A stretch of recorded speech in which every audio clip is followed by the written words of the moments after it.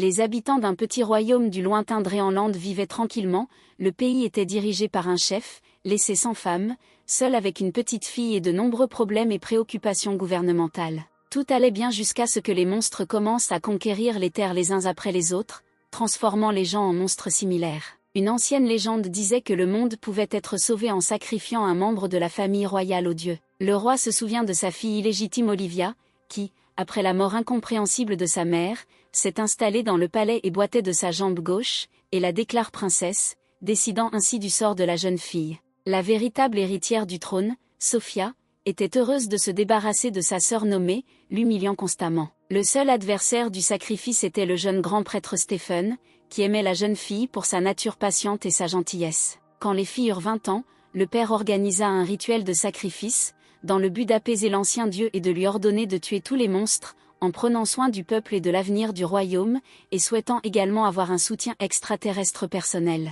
La victime devait être mise en pièces par les divinités qui vivaient dans la crypte. La jeune femme ne voulait pas mourir, mais les larmes n'adoucirent pas la décision du souverain. Les prêtres ont emmené Olivia qui résistait jusqu'à une ancienne porte de pierre, derrière laquelle, selon la légende, se trouvait un monde de chaos. La jeune fille n'a eu aucun choix et a été poussée dans l'abîme, les portes se fermant dans son dos. Un sentiment de peur s'empara de la princesse. Dans l'obscurité, elle sentit quelque chose de chaud à côté d'elle, cria et essaya de combattre des ennemis invisibles. Le temps s'éternisait, périodiquement les forces de la jeune fille la quittaient, tout son corps lui faisait mal et brûlait, elle ne pouvait pas comprendre ce qui lui arrivait et où aller. Des forces inconnues tourbillonnaient dans l'obscurité totale, provoquant encore plus de panique. Sentant quelque chose d'énorme et de chaud derrière elle, la jeune fille se figea, sortant lentement une épingle à cheveux de ses cheveux, le seul objet pointu qu'aucun des serviteurs ne remarqua. La vie de la deuxième fille du roi n'était pas enviable, elle n'avait jamais eu de domestique, de vêtements ni d'appartement luxueux, elle ne connaissait pas l'amour de sa famille, mais Olivia ne voulait pas mourir. De toutes ses forces, la princesse enfonça sa petite arme dans une forme douce jusqu'à ce qu'un vide se forme. 2 énormes pupilles jaunes brillaient devant. Des yeux brillants captivèrent le regard de la jeune fille, c'était la dernière chose qu'elle vit avant de perdre connaissance. De l'obscurité surgit l'ombre d'un jeune homme au regard brûlant. Le jeune homme transporta la fille du roi hors de la grotte dans la salle du palais. Comme dans un brouillard, les événements de sa vie défilaient dans la tête de la jeune fille, la dernière décision de son père de la sacrifier. Depuis l'enfance, la boiterie d'un enfant était un motif de ridicule et de honte constant pour une famille noble. La présence d'un défaut rendait la jeune fille renfermée et silencieuse, sa sœur et ses amis issus de familles nobles se moquaient constamment d'elle. Le dernier souvenir était de la fièvre et des douleurs insupportables dans tout mon corps. La jeune fille inspira profondément et ouvrit les yeux. Olivia ne pouvait pas comprendre où elle se trouvait et pourquoi elle était allongée sur un lit luxueux dans une immense et belle pièce avec de nombreux tableaux, miroirs et fleurs. La princesse réalisa qu'elle était dans la chambre de Sophia, qu'elle n'y était venue qu'une seule fois, de nombreux domestiques l'entouraient. La sœur et son entourage d'élite ont constamment offensé la jeune fille. Désormais, les mains de ses ennemis se tendaient vers Olivia pour l'aider et lui donner un verre d'eau. La jeune fille ne comprenait pas ce qui se passait et ce qui avait provoqué un changement dans la relation. La plupart des brimades et des paroles méchantes provenaient toujours de l'amie aînée de Kate, une fille d'un duché de montagne très riche et célèbre. L'humilité et le regard doux des serviteurs surprirent la seconde fille du roi. Le personnage principal ne voulait voir personne, car le choc des événements n'était pas encore passé, et a demandé à tout le monde de quitter la chambre. La noble dame a tenté de calmer le roturier, expliquant qu'elle suivait les instructions du souverain. Après la terrible épreuve, le regard de la princesse devint pensif, elle changea même d'apparence. Olivia ne pouvait pas croire que son père voulait sa mort, alors que la victime aurait dû être la fille bien-aimée du dirigeant de l'État. Kate a essayé de faire profil bas. Les servantes expliquèrent que le roi lui-même avait ordonné que la jeune fille soit amenée dans la chambre de Sophia après la cérémonie,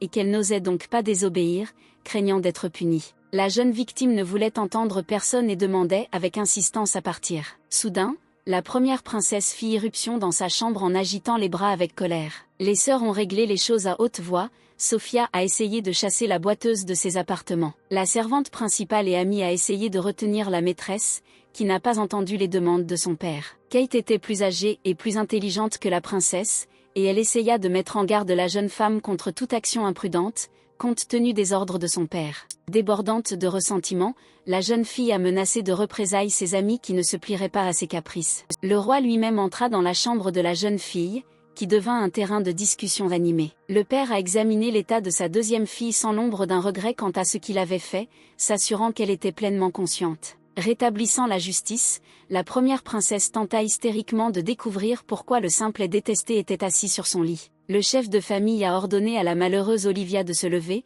mais la jeune fille n'a pas bougé, son regard est devenu plus ferme et plus confiant, ce qui a étonné l'homme. Ses yeux transpercèrent le roi de part en part et l'effrayèrent même. Incapable de le supporter, le propriétaire du palais frappa sa fille désobéissante, comme il le faisait à plusieurs reprises depuis son enfance. Olivia n'avait plus peur, trahie par son proche, elle revenait de la cérémonie changée. J'ai quand même dû me lever, j'ai dû aller au salon et la fille s'est rendue compte que sa jambe lui faisait encore très mal, ce qui la faisait boiter encore plus. Le père a ordonné au personnage principal de le suivre. L'immense salle aux chandeliers et aux colonnades brillait d'éclat. La jeune fille était accompagnée de gardes, qui ne lui permettaient pas de faire un choix et de se détourner. Le grand prêtre les attendait déjà dans la salle. À en juger par son apparence, Stephen était la seule personne sincèrement heureuse de voir Olivia en vie après les offrandes sacrificielles et se sentait coupable envers la jeune fille. Les hommes avaient une conversation dont l'essence était absolument incompréhensible pour la princesse. Le prêtre essaya d'expliquer quelque chose à son maître. Stephen a dit que les anciens dieux peuvent écouter les souhaits de leur maître,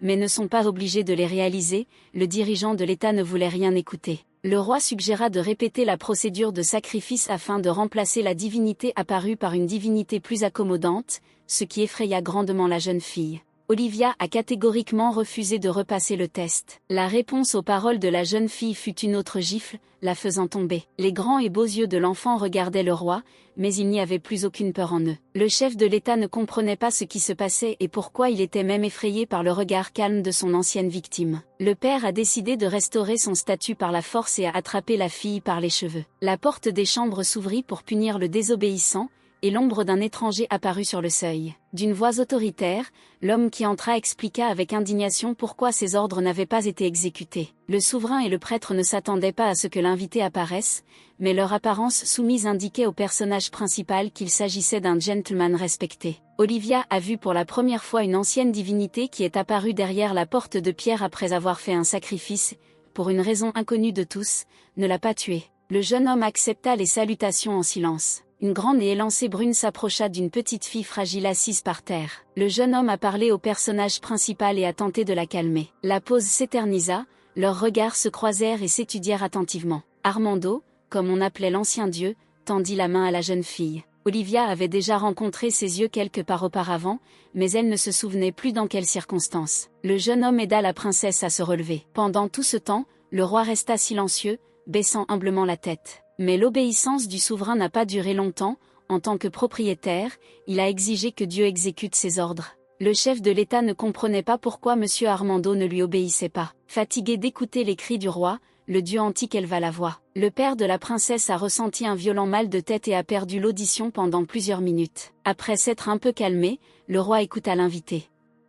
Olivia ne pouvait pas imaginer que son redoutable père puisse avoir peur de quelqu'un. Le grand prêtre baissa silencieusement la tête en signe de profond respect pour la divinité qui arrivait. Monsieur Stephen était contre la répétition du rituel. Armando essaya de nouveau d'expliquer au roi l'essence de l'ancien rite. Les personnes présentes ont écouté attentivement chaque mot de l'orateur. Le chef du pays n'aimait pas du tout ce que Dieu disait, il s'attendait à un résultat différent et réalisa qu'il n'avait aucun pouvoir sur l'être extraterrestre. Un jeune homme au regard lumineux a conseillé au tyran de s'agenouiller devant sa fille et de demander pardon pour toutes les années de brimades et d'humiliation. L'éminent personnage est parti et les jeunes sont restés seuls. Le grand prêtre demanda la bénédiction du mental supérieur et quitta le palais. En guise d'adieu, Stephen s'est excusé auprès de la jeune fille de ne pas avoir réussi à convaincre son père d'annuler le sacrifice. Le ministre en chef du temple était heureux qu'Olivia se sente mieux et lui a souhaité un rétablissement complet. La princesse appréciait le grand prêtre pour son caractère inébranlable et sa décence, et elle le remerciait pour sa sympathie et son soutien. Le chef du temple invita la princesse à rester un moment à l'hôtel du monastère. La jeune fille ne voulait pas rester dans le palais et accepta avec joie. La vue du nouveau logement la frappa par sa propreté et son confort. Les serviteurs du monastère connaissaient le sort difficile du personnage principal et essayaient de l'aider par tous les moyens. Olivia était heureuse de pouvoir quitter ses proches. La jeune fille se souvint encore et encore des paroles de Dieu, apprenant soudain qu'elle était la maîtresse de la divinité et que le salut du peuple contre les monstres était entre ses mains, que seul Armando exécuterait ses instructions. Tôt le matin, le roi s'arrêta au temple pour rendre visite à sa fille. Le chef de famille a suggéré à la jeune fille de retourner au palais et de commencer une nouvelle relation, mais elle n'a pas cru aux belles paroles. Lorsque le père a promis de traiter sa fille avec amour et de la mettre sur un pied d'égalité avec sa sœur, elle n'a pas pu le supporter et a ri. Pendant de nombreuses années, Olivia a été humiliée, pas un seul mot gentil n'a été dit, elle a été choisie comme victime des anciens dieux, et maintenant, lorsqu'elle a une force extérieure, le chef de famille l'invitait à oublier les années passées et tout recommencer, sans hésitation. Le personnage principal a refusé de rentrer chez lui. En échange de l'aide de la divinité, la jeune fille a invité son père à remplir ses conditions. Le Seigneur était en colère et a crié fort contre l'enfant, oubliant toutes les promesses précédentes d'amour et d'affection. Le personnage principal était catégorique et le roi devait apaiser sa fierté. Il n'y avait que 3 demandes, la jeune fille n'était pas pressée de tout révéler. Olivia a exprimé l'opinion que sa sœur était un membre à part entière de la famille royale et que c'était elle qui devait devenir un sacrifice au nom de la destruction des monstres et du rétablissement de la paix. Le personnage principal a compris que pour la noblesse dirigeante, les commérages étaient le principal problème, détruisant une existence stable. La jeune fille a attendu que son père se calme et soit prêt à écouter les conditions. Avec un visage impassible, le roi écouta celle qu'il considérait comme une roturière et une femme handicapée, malgré le fait qu'après la mort de sa mère, il le déclara sa 2e fille et l'emmena au palais. Olivia savait que les attaques de monstres contre les villes étaient le principal problème de l'État, elle a donc présenté son souhait le plus important jusqu'à présent. La princesse annonça qu'elle allait quitter le palais et vivre à l'extérieur, choisissant pour cela le petit mais puissant duché de Maldebourg, à la périphérie du royaume. Comme on pouvait s'y attendre, le chef du royaume était furieux, il ne voulait pas de conversations et de querelles inutiles. Le lieu n'a pas été choisi par le personnage principal par hasard, il y avait des légendes sur la noblesse et l'intégrité de son propriétaire, le duc Warren. Le vieux duc dans son cœur n'approuvait pas les méthodes de gouvernement de son roi, mais était toujours en dehors de politique et a personnellement défendu l'État, participant à des batailles contre des monstres et aidant gratuitement ses voisins. Contraint d'accéder à la demande de sa fille, le chef de famille a quitté le salon du temple. Olivia ne pouvait pas croire qu'elle serait bientôt libre. Le personnage principal s'est assis et a rappelé les moments d'une conversation difficile avec son père. La jeune fille considérait que sa principale préoccupation était d'aider les villes capturées et de les libérer des monstres. Armando, comme toujours, est apparu soudainement et a vu l'hôtesse fatiguée faire une sieste juste à table. Le jeune homme porta la belle sur le lit. Fatiguée d'une dure journée, la jeune fille ne s'est même pas réveillée. Le matin ensoleillé arriva. Il était temps de se lever et de prendre le petit déjeuner. Le serviteur du temple apportait de la nourriture et s'occupait de la princesse. La jeune fille était surprise, elle n'avait jamais eu de serviteur auparavant et elle n'avait jamais été une invitée. Olivia est allée se promener dans le jardin du monastère. La jeune fille manquait à l'homme fort et bel avec lequel elle était liée par une terrible épreuve. Le jeune homme est immédiatement apparu à proximité. Les jeunes étaient heureux les uns avec les autres et discutaient tranquillement près du chêne centenaire enneigé. L'ancien dieu expliqua à sa maîtresse que pour qu'elle réponde aux demandes, il suffit simplement de penser à son apparence ou de donner une instruction spécifique qui devrait être à leur portée. Armando a suggéré de l'essayer et a demandé quelle était la période de l'année préférée de la princesse. La réponse concernant le printemps n'a pas surpris le jeune homme, et immédiatement les jardins ont commencé à fleurir autour du couple et les oiseaux ont commencé à gazouiller. La jeune fille s'est rendue compte qu'un simple ordre visant à sauver l'état des monstres n'avait aucun pouvoir et qu'un miracle ne se produirait pas. Le jeune homme a proposé de choisir un désir pour lui-même personnellement, sans penser au reste du monde. Olivia était gênée d'exprimer le rêve principal qui occupait désormais ses pensées. Le jeune homme était très doux, mais persistant, il était excité par la proximité de la belle. Pensa le personnage principal, effrayé de dire quelque chose à voix haute. Ayant pris sa décision, Olivia a demandé de l'aide pour quitter le palais le plus rapidement possible, malgré le fait que cela susciterait beaucoup de ragots. Pour la première fois, la jeune fille pensait à elle-même, maintenant elle ne voulait que la liberté. Le duché de Maldebourg, le seul à apporter constamment un soutien énergique à ses voisins dans la lutte contre les monstres, dont le propriétaire lui-même et son petit-fils Greg, étaient prêts à accepter un membre de l'éminente famille après avoir pris connaissance du désir du second du roi. Fille de rester dans ce bel endroit. C'est à cette époque que la première princesse visita le château de Warren, dans l'espoir de rencontrer le plus jeune héritier, dont elle était secrètement amoureuse, mais son attente dura 1 heure et la jeune fille fut irritée. En sortant de la salle de réunion familiale, le jeune duc Greg fut surpris par l'apparition d'un invité non invité, il était clairement intrigué par quelque chose.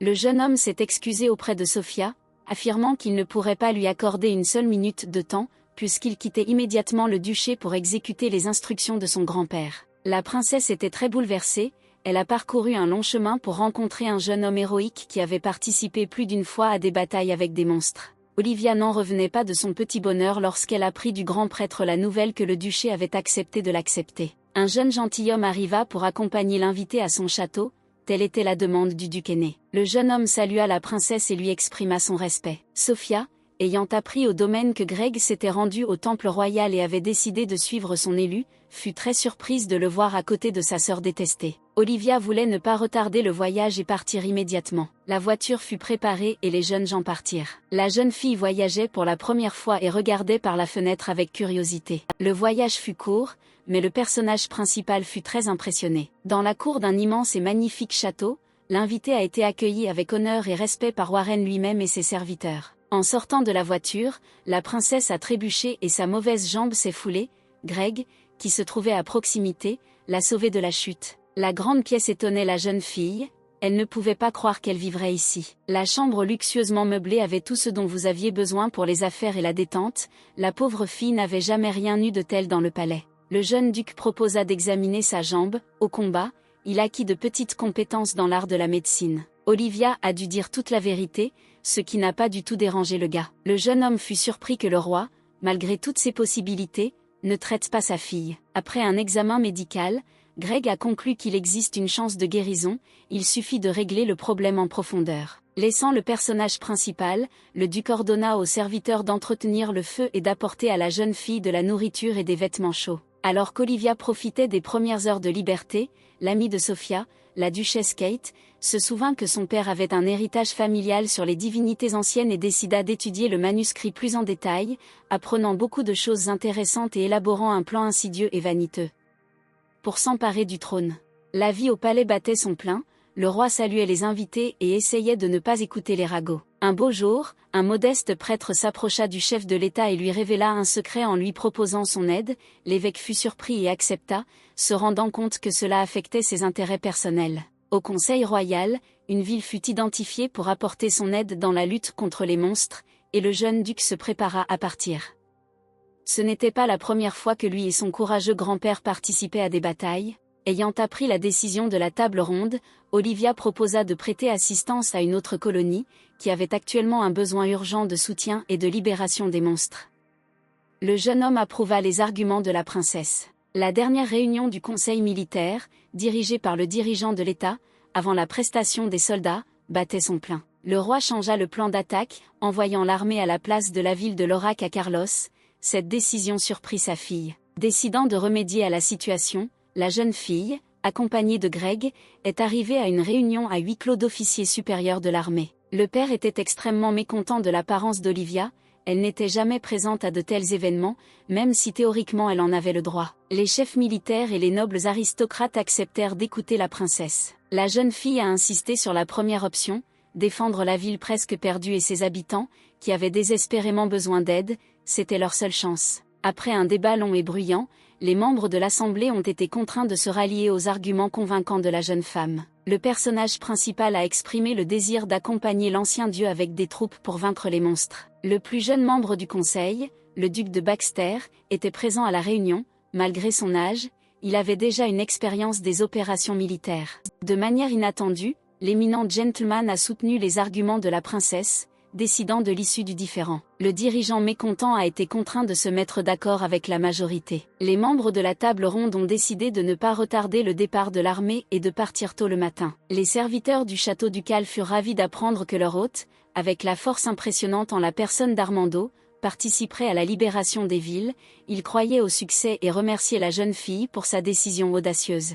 Le personnage principal a été choqué par une telle attitude aimable des gens ordinaires et ne savait pas quoi répondre. La nuit s'est avérée blanche et Olivia est sortie sur la terrasse, le dieu silencieux était à proximité. Le jeune homme calma la jeune fille et l'envoya se coucher, elle dut quitter le duché hospitalier tôt le matin. La route était longue et très fatigante. On était encore très loin de Carlos lorsque le ciel à l'horizon devint écarlate. Le personnage principal a regardé avec fascination depuis la calèche un spectacle incompréhensible.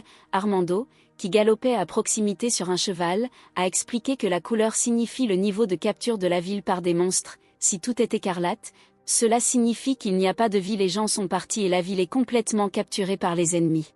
Greg a révélé le secret à son compagnon, affirmant que les monstres tuent les habitants et les transforment en leur propre espèce, ce qui augmente considérablement leur nombre. Olivia était horrifiée par cette nouvelle information et se sentait désolée pour les pauvres gens. La jeune fille souhaitait savoir si une personne pouvait retrouver sa propre forme, la réponse de la divinité fut négative. Le convoi s'est arrêté une dernière nuit avant d'arriver à la ville presque capturée. Il faisait très froid et la princesse ne pouvait pas dormir. Armando l'a rencontrée près du feu. Le jeune homme s'inquiétait pour sa maîtresse et tentait de calmer la belle, en lui rappelant les exigences pour suivre ses instructions. L'équipe est arrivée à destination. Le maire a rencontré la princesse, lui a parlé de la situation difficile et lui a montré le vieux château où les monstres s'étaient rassemblés pour mener le rituel de réincarnation. Le ciel au-dessus de la ville était en feu et a donc été presque entièrement capturé par les ennemis. Le personnage principal était très fatigué, mais il n'avait pas le temps d'hésiter, et les hommes courageux se rendirent à l'endroit où se rassemblaient les monstres, car le pouvoir destructeur de l'ancien dieu n'agissait que dans la zone de visibilité du objet.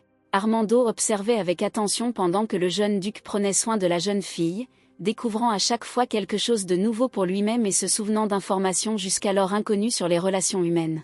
La terre entière était saturée de bave de monstres, et Greg prit son compagnon dans ses bras. L'ancien dieu était prêt à agir et attendait l'ordre de la jeune fille. Le trio entra dans un château délabré, tout couvert de traces collantes de monstres. Un grand escalier en colimaçon menait au toit où se trouvaient les ennemis. Les garçons soutenaient à tour de rôle la fille fatiguée. L'image qui s'est révélée était terrible. Sur la musique menaçante des cris et des gémissements inhumains, les monstres et les âmes des habitants morts de la ville volaient et dansaient une sorte de danse rituelle. Le regard des monstres se tourna vers les nouveaux arrivants. Instantanément, une grande main griffue apparut directement au-dessus de la tête de la princesse, et le cœur de la jeune fille cessa de battre un instant d'horreur. Oubliant Armando, Olivia a demandé de l'aide. Il y eut un silence, la jeune fille avait peur d'ouvrir les yeux. En entendant les acclamations, la princesse regarda autour d'elle, les monstres avaient disparu et les habitants secourus s'étreignaient joyeusement, le ciel bleu clair brillait au-dessus de la ville. La jeune fille a remercié Dieu de l'avoir sauvée. La princesse avait vraiment très peur et ne croyait pas à la victoire. Greg a dit à la belle que les survivants voulaient rencontrer l'héroïne et la remercier pour le miracle. Des dizaines de citadins se sont rassemblés sur la place pour voir Olivia et lui dire des mots de gratitude. La maîtresse des terres locales a demandé à la princesse de prêter serment d'allégeance. Les rescapés promirent de toujours protéger la princesse avec une épée et un bouclier et de lui venir en aide à tout moment. La voiture était prête. Tôt le matin, il était temps de se préparer pour le voyage de retour. La jeune fille refusa de passer la nuit dans le château et était assise en réflexion près du feu lorsqu'Armando apparut silencieusement. Le personnage principal a crié de surprise, elle n'arrivait pas à s'habituer aux apparitions et disparitions soudaines de la divinité. Olivia s'ennuyait seule et se souvenait de ses premières rencontres avec un être extraterrestre. Le jeune homme a emmené la fille dans la chambre, elle avait besoin de se reposer avant un long voyage, elle a demandé à son ami de l'aider à restaurer la ville, et le jeune homme a dit qu'il ne pouvait pas exaucer tous les souhaits, certains exigeaient un paiement symbolique, qu'elle avait un souhait principal qu'il devait réaliser à tout moment, c'est sa mission. Le sujet a été reporté, le personnage principal ne voulait pas de victime. Le chemin du retour semblait beaucoup plus court. Des habitants enthousiastes du duché et des habitants du château ont accueilli les gagnants. La chambre des invités était remplie de nombreux cadeaux de personnes reconnaissantes. Olivia n'a jamais rien eu, elle était complètement confuse. Le ciel bleu ne plaisait pas, mais effrayait plutôt le roi. Il comprit que la ville était libérée et que ses habitants soutiendraient le sauveur jusqu'à la fin de leur jour, créant une menace pour sa famille. Le père a appelé la fille rebelle au palais, elle n'en a pas compris la raison et ne voulait pas rentrer chez elle. La princesse arrivante a été accueillie par l'assistant en chef et garde du corps du chef de l'État, le duc Sullivan, qui n'aimait pas la simple fille depuis son enfance. Olivia fut immédiatement envoyée dans les appartements du roi. La princesse n'était jamais entrée dans la chambre de son père et était un peu nerveuse. Le chef de famille, comme toujours, était impoli et irrité, la victoire n'a pas changé son humeur. Le roi a insisté pour ramener sa fille au palais afin d'éviter les rumeurs et de la garder sous contrôle, compte tenu du soutien croissant de la population du pays à la jeune princesse, ainsi que de procéder à une nouvelle procédure de sacrifice avec la participation de Sophie. Ce qu'un prêtre lui a conseillé. Armando, qui était présent lors de la conversation, a ri de l'idée insensée du roi, surpris de voir comment le père allait abandonner sa fille bien-aimée pour qu'elle soit mise en pièces et expliquant que la mort est inévitable. Le chef de l'État enragé ne pouvait pas comprendre pourquoi la première victime restait en vie et espérait que la même histoire arriverait à Sophia, et qu'elle aurait son propre ancien dieu qui obéirait au roi. La phrase incompréhensible du jeune homme selon laquelle la première fille avait déjà fait un sacrifice fermement gravé dans la mémoire d'Olivia. À cette époque, la duchesse Kate rapporta à sa maîtresse que sa sœur était arrivée et se trouvait dans les appartements de son père, qui pouvait la marier au jeune duc que la jeune femme aimait. La nouvelle du parent détesté a rendu la jeune fille furieuse et la proposition de vengeance prépensée est arrivée au bon moment. Le roi essaya de ne pas penser à sa fille mal aimée, se souvenant des conseils du prêtre et du plan de vengeance. Armando a proposé d'emmener la jeune fille dans la chambre, elle a été surprise par ses nouvelles manières et par l'attention constante qu'il lui portait. Olivia a passé toute son enfance dans le cercle des ennemis et s'est habituée à ne compter que sur elle-même, le rituel du sacrifice n'a fait que confirmer sa théorie, elle était donc effrayée et inquiète de l'attitude sensible de l'ancien dieu, elle avait peur de lui faire confiance, parce qu'elle a compris qu'il n'était pas éternel et qu'il disparaîtrait dès qu'il réaliserait son désir principal. La jeune fille a essayé de cacher sa peur croissante de se séparer du jeune homme, promettant de contacter le jeune homme chaque fois que nécessaire. Les yeux du personnage principal disaient le contraire. Décidant d'en savoir plus sur le sacrifice et la renaissance de l'ancienne divinité, Olivia se rendit au temple. Le grand prêtre était heureux de rencontrer la princesse. Stephen a demandé à l'héroïne comment s'était déroulée la bataille et a déclaré que seul un sacrifice peut faire revivre l'ancienne divinité, ce qui signifie qu'un meurtre avait déjà eu lieu, qui a maintenant sauvé la vie de la jeune fille. Olivia ne se souvenait de rien de ce qui s'était passé et cela la rendait encore plus inquiète. Le prêtre a précisé que les rituels sont effectués uniquement avec la participation du temple et a promis d'aider Olivia. En sortant, la jeune fille a rencontré de manière inattendue Sophia, qui se précipitait à la rencontre du pasteur. La sœur était irritée et commença à régler les choses avec sa rivale. La communication avec la première princesse a tendu Olivia, elle voulait mettre fin rapidement à la querelle et partir préparer le prochain voyage, le départ était prévu pour le matin. Mais Sophia a accusé sa sœur de ne pas vouloir aider et partager l'influence d'Armando, et d'interférer avec la répétition de la cérémonie. La princesse ne croyait pas aux paroles du personnage principal concernant une mort possible, les considérant comme des ruses et une vengeance pour des griefs antérieurs. Le personnage royal était de plus en plus enclin à se sacrifier pour prendre possession du pouvoir extraterrestre de la divinité. Greg, qui attendait Olivia, a entendu des bruits forts, est entré dans le temple et a été surpris de voir une princesse hurlante accusant son invité de tous les péchés, le couple s'est retiré pour se préparer, et Sophia a fermement décidé de s'occuper du roturier détesté qui pourrait prendre tout d'elle, y compris son amant. Le personnage principal était allongé dans sa chambre et se souvenait des humiliations qu'elle avait vécues depuis son enfance et comprenait qu'après avoir réalisé son désir principal, Armando disparaîtrait pour toujours, la laissant à nouveau dans une famille haineuse. La jeune fille se demandait où trouver sa propre force et ses compétences. Résister au monde cruel. L'ancien dieu ne pouvait pas croire la décision du roi de répéter le sacrifice et cherchait des moyens d'éviter des conséquences imprévisibles. La jeune fille comprit enfin que leur rencontre au temple n'était pas fortuite, Sophia allait chez le prêtre pour se mettre d'accord sur un nouveau rituel. En reportant le voyage, Olivia et le jeune duc ont tenté de rencontrer sa sœur afin de la dissuader de cet acte insensé, mais l'inaccessible Lady Kate n'a pas permis à la jeune fille et à son compagnon d'entrer dans les appartements de la princesse. Le personnage principal ne pouvait pas comprendre pourquoi, sa première amie ne s'est pas opposée au sacrifice. La tentative de la jeune fille de rencontrer le grand prêtre s'est également soldée par un échec. À l'entrée du temple, la sécurité du chef de l'État personnellement avec Sullivan s'est tenue et n'a permis à personne d'entrer. Toute la nuit, le personnage principal a essayé de trouver une issue et de sauver Sophia. Olivia se souvenait des années difficiles de son enfance, des insultes et des humiliations de sa famille la plus proche et ne comprenait pas pourquoi elle essayait de les aider. La nuit blanche a porté ses fruits. La jeune fille s'est souvenue de ce qui l'avait aidée dans l'obscurité totale de la crypte et a couru vers le palais. Le personnage principal était seul, elle avait besoin du soutien moral de l'ancien dieu, mais elle avait très peur de s'y habituer et de vivre sans lui. Tout était prêt et la cérémonie devait avoir lieu dans la matinée, la princesse Sophie était de bonne humeur et a gracieusement laissé entrer sa sœur. Resté seul, le personnage principal a parlé à son proche de la pince à cheveux pointus qui lui a sauvé la vie. Sophia ne voulait pas croire à la véracité des paroles, n'excluant pas le fait que l'objet pouvait être enchanté ou empoisonné, mais elle acceptait néanmoins le cadeau avec une grande méfiance. L'heure est venue du rituel répété du sacrifice, le chef de l'État et le nouveau prêtre ont annoncé le début de l'épreuve. L'heureux roi avait de grands espoirs pour sa fille bien-aimée, espérant son retour rapide de l'ancienne crypte avec une victoire pour lui-même. Une jeune fille vêtue d'une belle robe de mariée était prête à franchir le portail de pierre, et les immenses portes se refermèrent, engloutissant une nouvelle victime, un bruit terrible, des grincements, décrivant des profondeurs de la grotte, effrayant les gardes du temple. Le père s'inquiéta, il ne se souvenait pas de tels sons et demanda au serviteur si tout correspondait au premier rite, mais il ne put rien répondre, puisqu'il n'était pas présent plus tôt, et le grand prêtre, qui refusa de participer à la répétition du procédure sanglante, était en garde à vue. Le roi et Olivia se figèrent et regardèrent avec horreur l'entrée d'un autre monde. La jeune fille demanda aux gardes d'ouvrir immédiatement la porte. Les portes s'ouvrirent d'elles-mêmes et un autre dieu ancien, le Boré, apparut. Le personnage principal s'est rendu compte que le monde entier semblait avoir disparu et qu'elle communiquait seule avec la nouvelle divinité.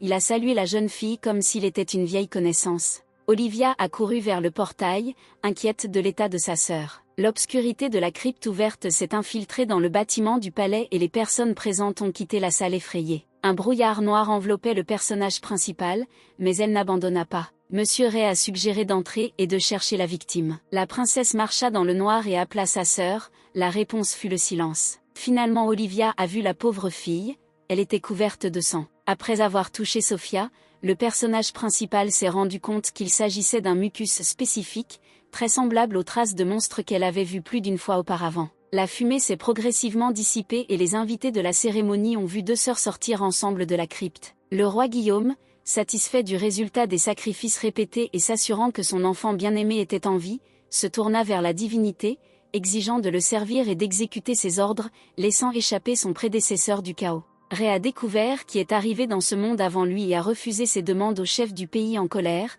invoquant un niveau de capacité différent. Le nouveau dieu interrogea Olivia à propos du premier dieu, lui disant que c'était la jeune fille qui avait fait un sacrifice il y a longtemps, libérant non pas une, mais une centaine de créatures similaires. Le bel homme a expliqué que Sophia n'était pas une victime, donc elle restait en vie, mais elle aurait très peur pendant longtemps. Sentant la magie noire autour d'Olivia, Ré en trouva la source, qui était une petite épingle sur la tenue de la princesse qui bloquait les connexions avec les divinités. La duchesse Kate a présenté les moyens de la mort lente du simplet détesté lors de la dernière réunion avant la cérémonie de répétition, de sorte que le contact avec Armando a été perdu. Le roi ne pouvait pas croire aux échecs répétés et exigeait que Ré agisse. La dure journée était terminée et le personnage principal retourna dans le duché hospitalier. Armando a rencontré la jeune fille, inquiet pour les sœurs et attendant des histoires sur le rituel. Olivia a parlé de l'apparition du deuxième dieu antique, de sa connexion avec elle et du sortilège de la servante. La jeune fille a de nouveau essayé de découvrir tous les détails de l'événement survenu il y a longtemps.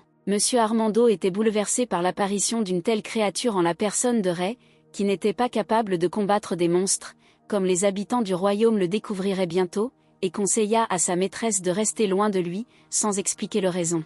L'ancien dieu était très préoccupé par le bien-être de la princesse et ne voulait pas la contrarier avec des connaissances et des souvenirs supplémentaires. Le jeune homme aimait de plus en plus cette fille fragile au caractère fort et gentil, et il voulait toujours être avec elle, prendre soin d'elle et la protéger. Olivia est très fatiguée des impressions et des énigmes. L'apparition d'une nouvelle divinité bouleversa la société, tout le monde attendait la victoire finale sur les monstres, espérant un messager extraterrestre de la part de la princesse officielle. L'offensive prévue et la libération de la prochaine ville presque capturée, où s'était accumulée la force principale des monstres, ont été reportées sur ordre de William jusqu'à ce que Sophia et Monsieur Ray soient prêts à se rendre sur le site de la bataille. Greg et Olivia ont relu le décret royal et n'en revenaient pas, le centre principal du pays, où le grand-père du duc avait déjà repoussé les attaques, avait un besoin urgent de soutien. Tout le temps depuis l'apparition du nouveau dieu, Sophia a essayé de le persuader d'aider à vaincre les monstres, réalisant que cela était impossible et que sa participation au sacrifice cauchemardesque était vaine,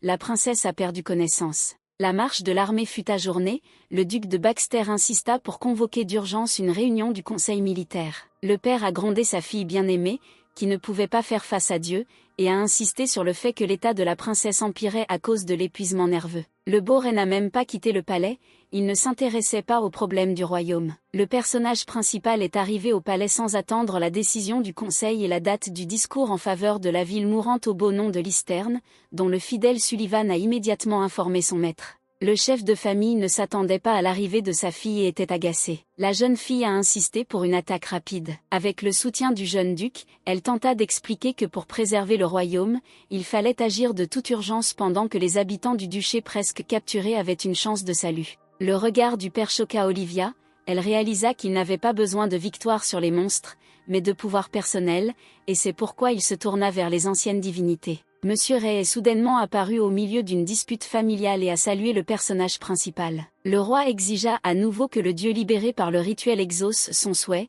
en se mettant à crier. Le chef de l'État a été frappé par le message de l'invité extraterrestre selon lequel il était totalement incapable de tuer et qu'il ne serait donc pas en mesure de vaincre les méchants. Ray est de nouveau passé au contact personnel avec Olivia, inaperçue de quiconque, réalisant que si le roi et son entourage découvraient son lien avec la deuxième divinité, elle passerait un mauvais moment. Le bel homme a admis au personnage principal qu'il avait des capacités liées à la naissance et à la restauration, et qu'il pouvait doter une personne de ce pouvoir. Dieu a interrogé la jeune fille sur ses rêves et ses désirs. Pour la première fois de sa vie, le personnage principal savait ce qu'elle voulait, elle rêvait de pouvoir redonner vie à des gens devenus des monstres sans aide extérieure. Monsieur Ray soupira, son souhait principal était exaucé, il était libre et pouvait retourner au chaos, mais pour disparaître, il devait attendre la confirmation de ce qui avait été fait. Le cercle magique sur le corps de la princesse surprit le bel homme. Soudain, Monsieur Armando est apparu à proximité, la magie était son degré de protection pour Olivia contre la magie noire après le tour de Kate. Les deux divinités se sont rencontrées pour la première fois dans un monde inhabituel pour elle sous forme humaine.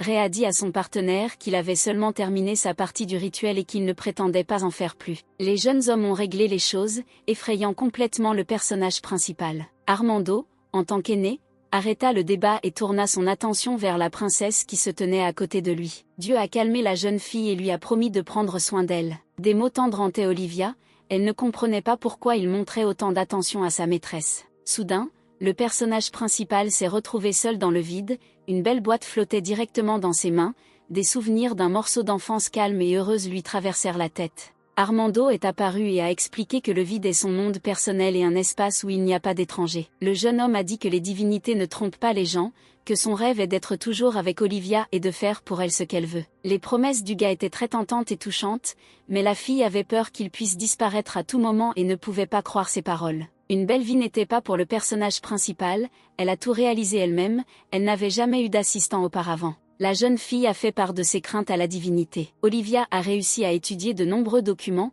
manuscrits, chroniques, sans trouver nulle part d'informations sur la durée pendant laquelle Dieu peut rester dans le monde humain. Le jeune homme a rassuré le personnage principal en lui disant qu'elle pourrait attendre longtemps son désir le plus cher. Le roi, n'ayant pas reçu le résultat souhaité du deuxième rite, commença à analyser les événements. La sécurité a commencé à vérifier lorsque le roi a appris que la deuxième princesse avait décidé de partir seule en randonnée. Il était urgent de corriger la situation, et pour sauver sa réputation, le roi décida d'envoyer sa fille bien-aimée au combat. Olivia se préparait pour le voyage avec le principal sauveur, elle a été surprise par la décision soudaine de son père, il était inutile d'attendre l'aide de Sophia. Les jeunes ont discuté du prochain voyage, maintenant le personnage principal n'a plus aussi peur des monstres. Dieu a rappelé à la jeune fille que ses actions nécessitaient des instructions claires de la part de la princesse. Le matin, le convoi partit, la route était courte et bientôt un petit détachement arriva au mur de l'Isterne, le ciel au-dessus de la zone brûlait vivement. Sophia,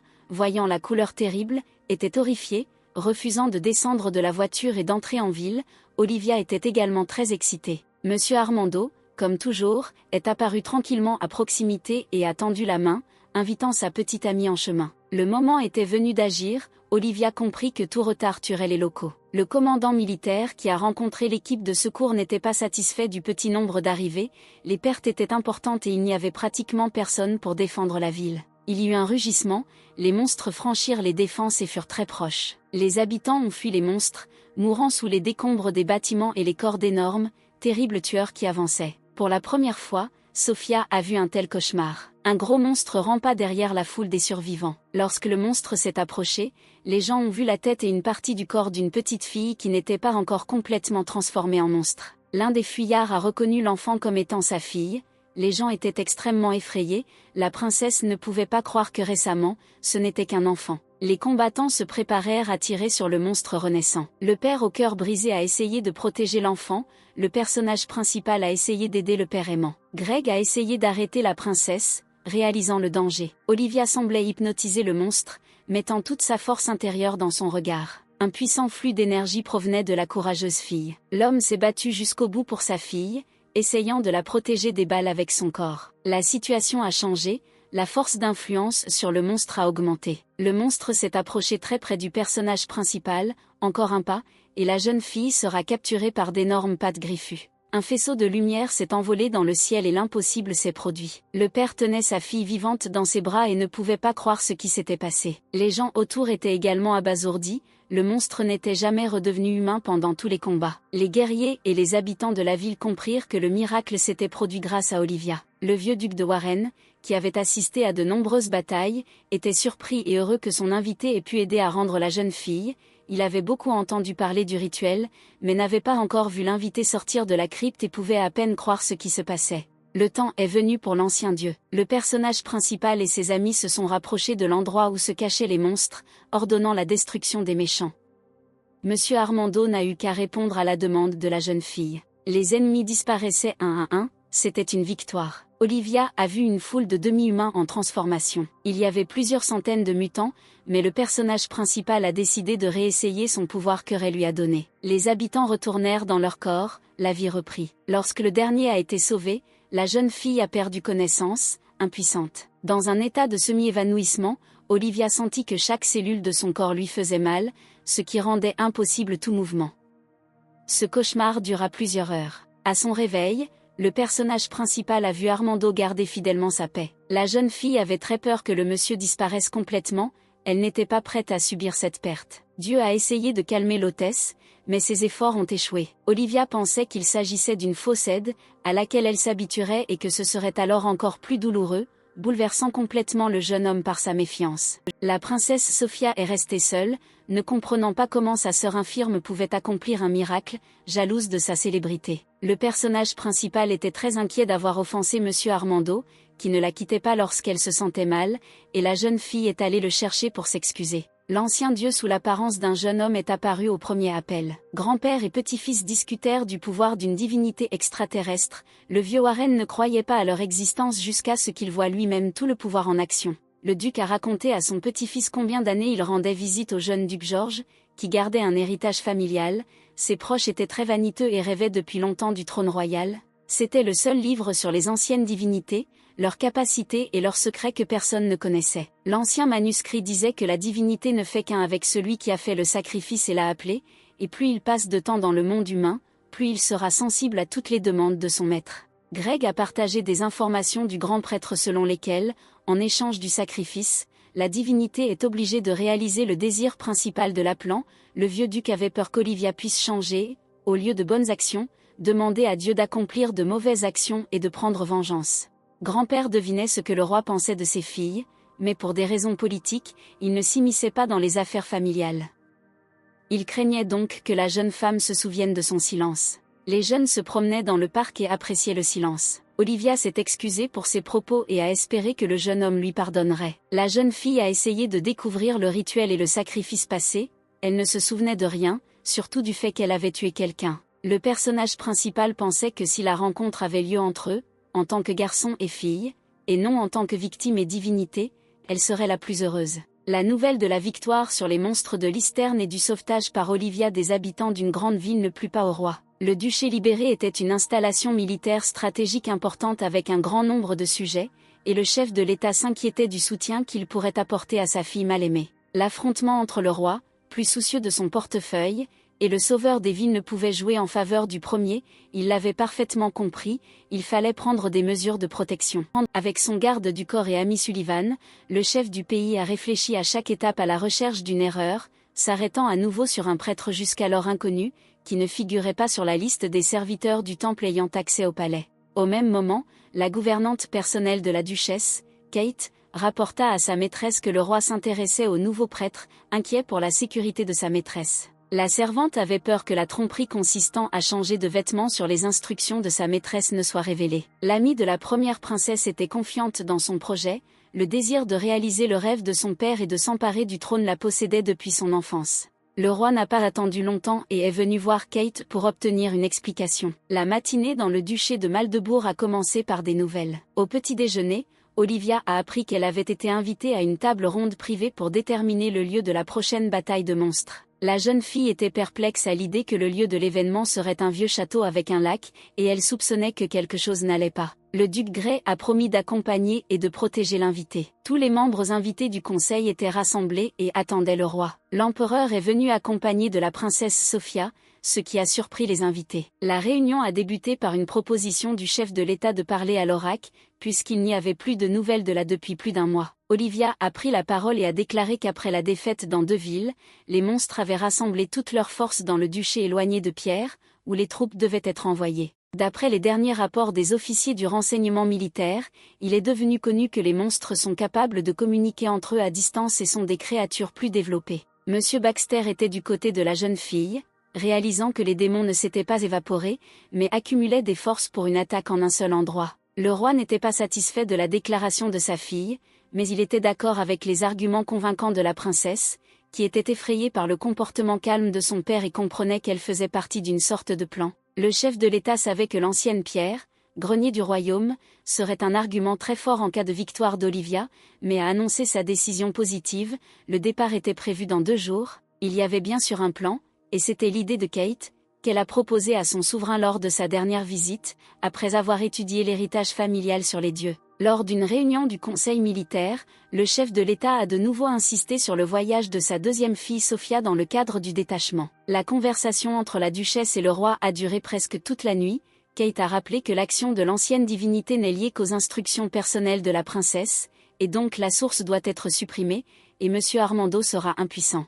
La réunion terminée, Olivia et Greg étaient sur le point de rentrer chez eux, mais soudain Sophia a demandé à sa sœur de l'écouter. Le jeune duc a quitté les filles et la princesse a déclaré que son père était devenu très irritable contre elle, grondant et criant constamment après sa fille bien-aimée. Sophia a déclaré qu'elle connaissait la raison pour laquelle le chef de famille avait accepté le voyage. La sœur était très bouleversée et le personnage principal a essayé de la calmer. Les filles ont continué la conversation autour d'une tasse de thé. La première princesse a exprimé sa gratitude pour le soutien et la compréhension de sa sœur, malgré sa mauvaise attitude constante. Soudain, tout dans la tête d'Olivia a nagé et a disparu dans un brouillard. Le personnage principal était allongé sur le tapis et ne pouvait plus bouger. Le plan de Kate a commencé à se réaliser.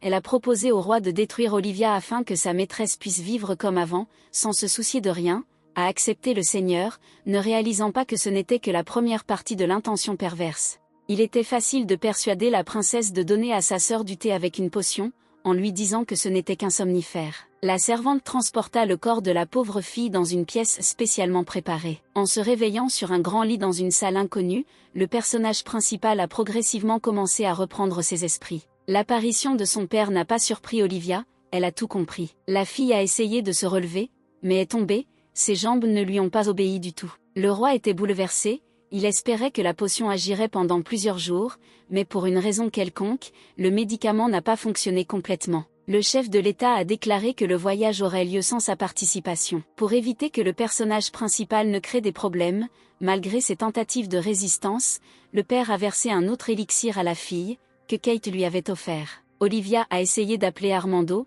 mais le chef de famille l'a bouleversé, lui rappelant que l'interaction ne s'effectuait que sous certaines conditions, et comme la princesse ne savait pas où elle se trouvait, son maître ne pourrait pas venir à la rescousse. Le roi a dit qu'un accident se produirait ensuite, sa fille, revenant d'un goûter avec sa sœur, tomberait dans le lac et il serait impossible de la sauver. Le père a laissé la malheureuse fille allongée sur le sol. La conscience du personnage principal était trouble, des fragments de pensée volaient dans sa tête, elle ne pouvait pas bouger du tout. La pièce fut enveloppée d'une brume rouge, effrayant le roi. Une force inconnue déchirait le dirigeant de l'État, pensant que l'ancienne divinité avait entendu l'appel et était venue en aide à la jeune fille, il commença à demander grâce. Greg, se réveillant d'un rêve incompréhensible, part à la recherche d'Olivia. Après avoir rencontré Sophia, le jeune homme a persuadé la jeune fille de lui dire où se trouvait sa sœur. La fille non désirée du roi était gardée dans une vieille tour que personne n'utilisait. Le jeune duc courut sauver son invité. Armando est soudainement apparu. Ensemble, les jeunes hommes atteignirent l'endroit où la princesse était emprisonnée. Le pouvoir de la divinité aida à ouvrir les portes verrouillées. Le chef de l'État gisait par terre dans l'une des pièces. Il ne pouvait pas se relever de douleur et d'horreur et a demandé grâce. Le roi prétendit qu'il ne se souvenait de rien et qu'il ne savait pas où se trouvait sa deuxième fille. L'ancien dieu ne croyait pas un seul mot du menteur. Le chef de l'État a dû avouer et raconter ce qui est arrivé à Olivia et où elle se trouve. Le personnage principal était allongé sur le sol, c'était comme si elle était tout enveloppée d'un épais brouillard rouge, des pensées selon lesquelles elle était constamment trahie, que ses sentiments étaient moqués, lui traversaient la tête, peu à peu le désir de traiter avec le monde entier, qui a été si cruel envers la pauvre fille, pour tuer son père. Monsieur Armando est apparu et a ramené la princesse à la réalité. Le personnage principal ne croyait pas en son salut. Olivia a rapporté qu'elle ne pouvait pas marcher du tout, ses jambes ne lui obéissaient pas. Les capacités de l'ancienne divinité étaient la destruction et la destruction, mais le jeune homme a trouvé une option pour guérir sa maîtresse. Le secret était qu'il fallait remonter le temps en remontant le temps. Les jeunes ont décidé de commencer immédiatement le processus de guérison, mais pour utiliser les capacités supplémentaires de la divinité, ils ont dû payer le prix à payer pour l'intimité du couple. Le personnage principal n'avait jamais été avec des hommes, mais elle faisait confiance à Armando et a donc décidé de franchir cette étape dont le prix était élevé. La divinité a transporté la jeune fille dans son espace, où il faisait clair et calme. Les caresses douces, la respiration et la chaleur du corps du jeune homme excitaient la princesse, la proximité avec le maître était agréable et inoubliable. Des éclairs éclatèrent dans les appartements du roi. Olivia entra dans la salle de la tour avec son dieu. La nouvelle de l'apparition de la princesse parvint au principal ennemi, mais Kate n'était pas contrariée, son plan avait déjà commencé à prendre effet. La duchesse insidieuse croyait que l'objectif principal avait été atteint. Olivia ne pourrait plus vivre comme avant et pardonner à sa famille, les deux principales forces de l'État se battraient jusqu'au bout. La servante de Sophia se préparait à attendre les résultats pour monter elle-même sur le trône. À cette époque, Greg essayait de comprendre qui se cachait derrière le plan clairement élaboré, réalisant que le roi n'était pas la personne principale dans cette arnaque. Le personnage principal a révélé le nom de l'ennemi, sans perdre complètement connaissance après avoir bu la potion, elle a reconnu la voix et les contours de la personne qui l'a amenée à la tour. La connaissance de la duchesse des principes de l'existence des anciens dieux n'était pas claire. Le jeune homme se souvenait de l'histoire de son grand-père à propos du livre familial et des vaines pensées d'un duché lointain, c'était la patrie de Kate. Olivia a décidé de sauver d'abord les habitants du pays et de s'occuper des monstres, puis d'étudier l'ancien manuscrit et de se venger. Le jeune duc était satisfait de la performance, mais s'inquiétait de l'état de la jeune fille. Le départ était prévu tôt et les jeunes se sont dit au revoir pour se revoir bientôt. Le matin arrive, les équipages se mettent en route. Le personnage principal a rappelé un moment d'intimité avec la divinité. La jeune fille se sentait très bien dans l'espace d'Armando, elle ne croyait pas que cela soit possible. Le jeune homme lui a ouvert une grande et belle boîte avec ses souvenirs d'enfance, lorsque le personnage principal était vraiment heureux. Tout était calme, les fleurs poussaient et les papillons volaient, et le sauveur était à proximité. Olivia réalisa qu'elle était à nouveau capable de marcher et n'arrivait pas à y croire. Des souvenirs agréables ont été interrompus par un arrêt brusque, des gens se pressaient autour des voitures. C'étaient des habitants des villes capturés par des monstres, qui parvenaient à se cacher dans les forêts, ils se réjouissaient de l'arrivée de la princesse et espéraient une victoire rapide. Le jeune duc tenta de protéger son compagnon de la foule enthousiaste. Un jeune homme s'est séparé du groupe et s'est présenté comme étant Marcel, aidant les habitants du quartier et leur racontant les exploits de la princesse. Les divinités se reconnurent et furent surprises. Le jeune homme était un autre des anciens dieux apparus dans le monde humain et possédait la capacité d'omniscience. L'idée était la même, l'apparition d'un nouvel être extraterrestre signifiait qu'il y avait un rituel avec sacrifice. Ayant déménagé dans un endroit sûr, Marcel a déclaré qu'il était un magicien et qu'il aidait ceux qui en avaient besoin. Armando et Olivia ne croyaient pas à ses paroles, ils connaissaient le pouvoir des créatures anciennes. Réalisant qu'il avait été dénoncé et que la blague avait échoué, le magicien raté a avoué que lui aussi était venu de l'autre monde à l'invitation d'une personne. À côté de la divinité était assis un homme modeste avec des lunettes et le même imperméable. Le jeune homme timide s'est présenté comme Kevin, il était le deuxième fils du chef de la ville, le premier était intelligent et fort, de grands espoirs étaient placés en lui, mais la mort de la capitale a changé les plans. La nouvelle divinité a été invoquée par le frère aîné du gars qui, lors de la capture de Stone par des monstres, a réussi à se sacrifier, faisant le vœu de sauver les habitants. Kevin est resté pour répondre à la demande de son parent bien-aimé, décédé pour le bien des autres, il a également découvert les capacités partielles de la divinité à venir à voir le passé et à lire dans les pensées, mais il ne pourrait pas gagner sans le pouvoir de Monsieur Armando. Le gars a raconté plusieurs faits sur le passé d'Olivia, et elle a finalement cru en ses paroles. Un groupe de personnes partageant les mêmes idées s'est réuni avant d'attaquer l'ennemi pour discuter des derniers détails. Selon Kevin, les monstres se sont rassemblés dans un grand château à la périphérie de Stone. Le jeune homme a déclaré que tant que le calme règne dans le camp ennemi, nous devons agir. Tout le monde était intéressé par une question, de quoi les monstres ont-ils besoin des gens et pourquoi sont-ils sortis de leur chaos et ont-ils commencé la bataille? Même Marcel ne connaissait pas le but de l'ennemi, puisqu'il ne pouvait pas voir l'avenir.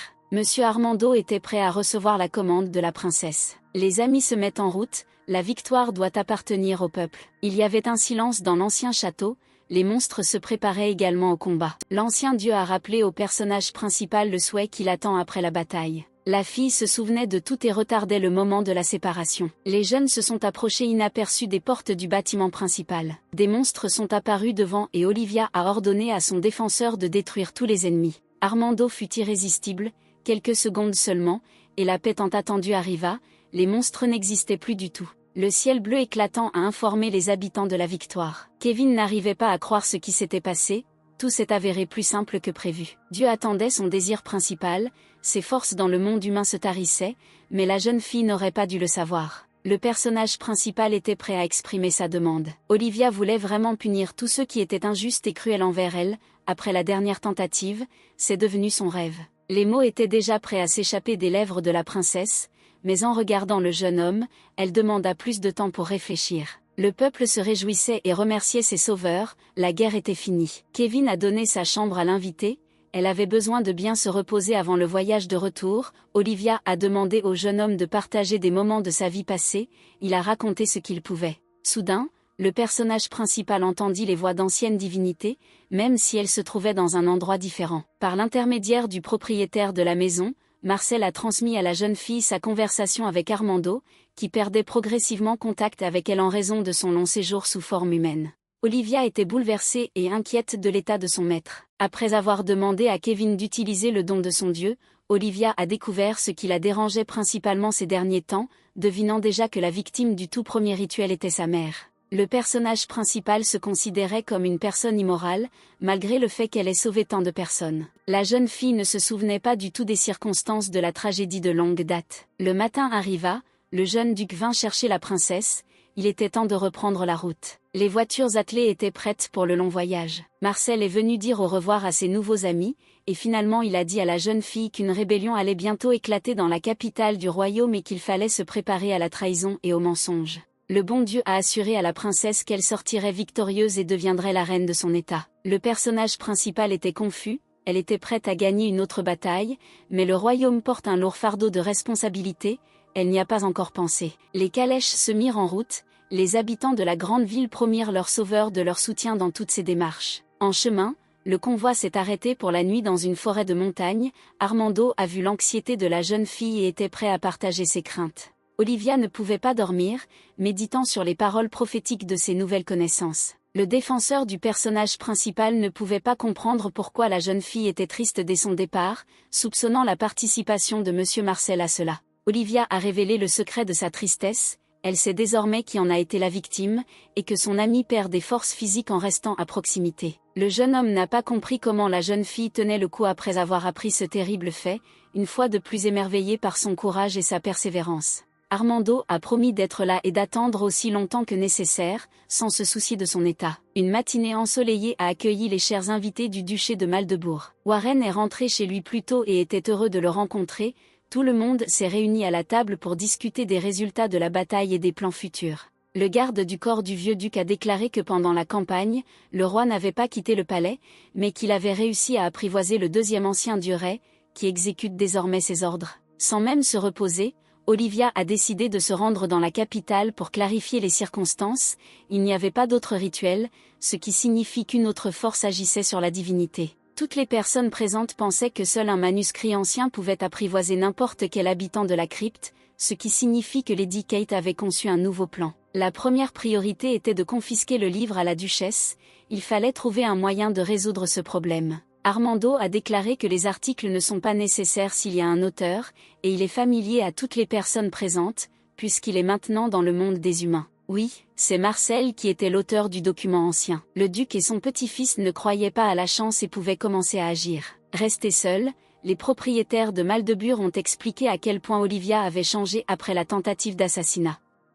Warren avait peur que la jeune fille ne soit désormais motivée que par la rage et qu'elle était prête à oublier tout ce qui était bon et gentil pour se venger, rappelant que le duché n'avait jamais pris part aux intrigues politiques. Greg a protégé la princesse, il savait ce qu'elle avait vécu auparavant, mais elle n'a pas perdu sa gentillesse et sa compassion pour les problèmes des gens, il est resté à ses côtés. Olivia était très inquiète pour son dieu, elle ne voulait pas l'emmener avec elle lors du prochain voyage au palais, vu son état. Monsieur Armando a tenu bon de toutes ses forces, et dès qu'Olivia est montée dans la voiture, il s'est retiré dans son espace, où il restait presque constamment ces derniers temps, accumulant des forces. Il y eut du tumulte dans la chambre de Sofia, la jeune fille apprit l'arrivée imminente de sa sœur et eut très peur de cette rencontre. La princesse a demandé à retrouver son amie, qui la servait depuis longtemps, mais Kate ne s'est pas présentée. Olivia a rendu visite à sa sœur immédiatement après son arrivée au palais. À table, ayant refusé le thé, la jeune fille a exprimé toutes ses plaintes à un parent qui avait récemment tenté de l'empoisonner,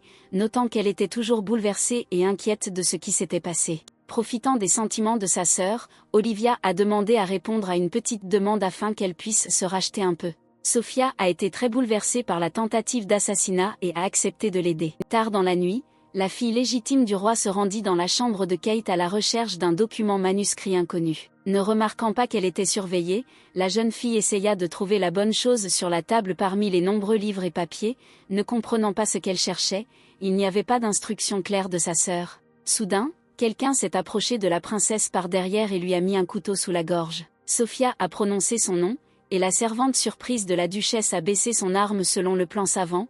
La jeune fille a dit qu'Olivia l'avait forcée à venir ici avec des menaces. De façon inattendue pour tous deux, l'hôtesse entra dans la pièce, très surprise par les invités non invités, elle ne s'attendait pas à voir sa maîtresse la nuit dans son manoir. La princesse a dit à sa servante qu'elle était venue sans attendre Kate, malgré les invitations répétées. La femme de chambre est allée accompagner l'invité non invité jusqu'à la sortie. Après s'être assurée que tout était en place, la duchesse a accusé l'assistante d'être pressée et de se révéler, lui ordonnant de surveiller davantage les deux princesses. Dans le parc, Sofia a été accueillie par le jeune duc et sa compagne. Après s'être assurée que la princesse n'avait rien trouvé, les jeunes hommes partirent en conseillant à la jeune fille de regagner ses appartements. Le but de la visite tardive de la princesse à son amie était d'attirer l'attention de l'ennemi.